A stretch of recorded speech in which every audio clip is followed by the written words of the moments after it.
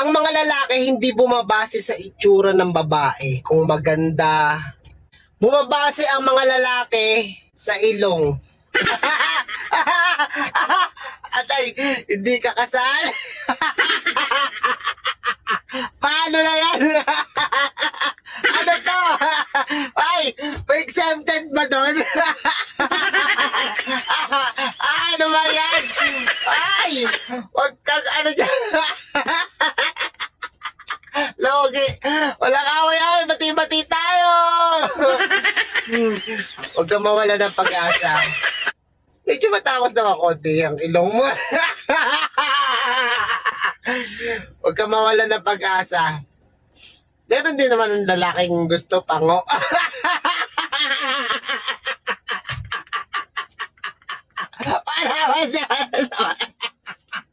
Bala! Kapag ang dalawang pango nag-uusap, ang tawag doon, pangungusap. Kapag ang dalawang pango na yon nag-e-exam at nagkokopyahan, ang tawag doon, pangungupya. So tayong mga pango, wag na tayong mag-usap sa labas. PM na lang. Idol, ano po English ng minahal ko ang aking kabit?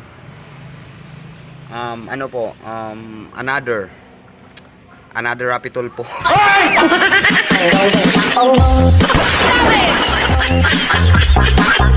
Pinapaalam ko po sa lahat ng alagad ni Filter na meron na pong panibagong patakaran. Una, bawal na pong gumamit ng filter ang edad 40 patas dahil dumadami po ang nai-scam.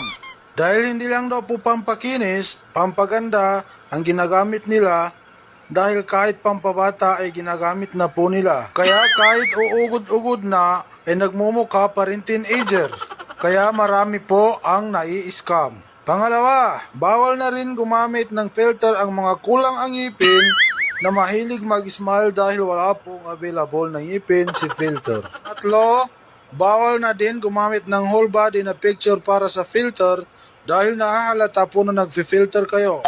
Dahil ang filter ay para lang sa mukha, hindi nakasali ang katawan. At ang pang-apat, siguraduhin daw na kung nag-a-apply kayo ng filter ay hindi nadadamay ang inyong background.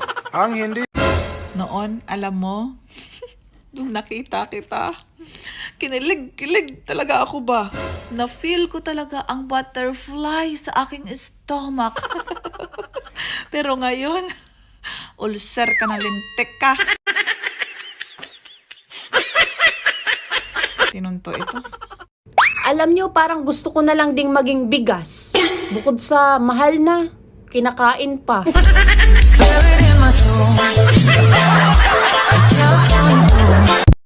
Kapag hindi ka binayaran ng utang, hayaan mo na. Isipin mo na lang, buhay pa sila, may ambag ka na.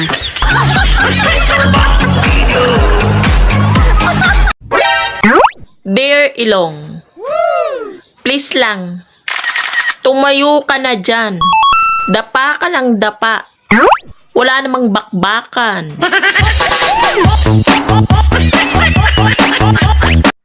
Hi! Buntis ako! Second baby natin! Talaga, Han? Wow, saya-saya ko! Promise, iiwan ko na lahat ng mga kabit ko. Pangako yan sa'yo. Wow! Thank you, Han!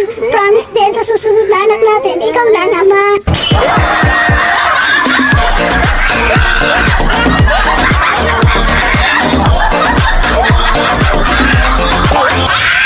Pag ang mayaman umabot ng 100 years old, ang tawag daw dyan ay healthy living. Pero pag mahirap, aswang.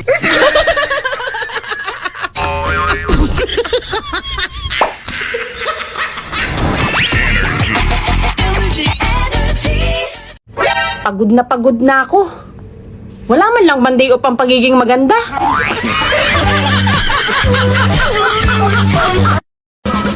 Kung gusto mong gumanda, magpadilig ka.